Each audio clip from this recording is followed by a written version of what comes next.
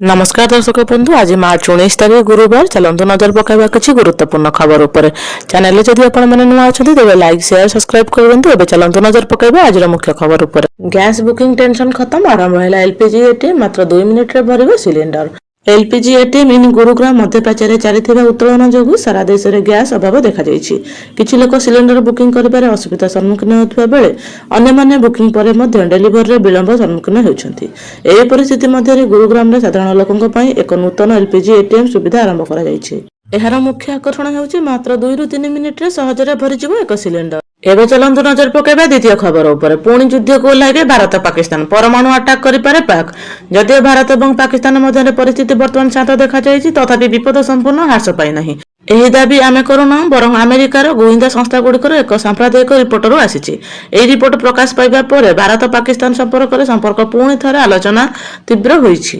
Cross voting अभियोग नहीं सुभाषिनी बड़ खुलासा कहले नवीन निर्देशन में भोट देछि। भुवनेश्वर क्रॉस वोटिंग अभियोग नहीं प्रतिक्रिया देइछंती सुभाषिनी जेना। से कहिसेंती मु आम दलर सुप्रीम नवीन बाबू निर्देशन में भोट देछि। गोटे भोट संपृक्त आउ गोटे भोट दिलीप को देछि।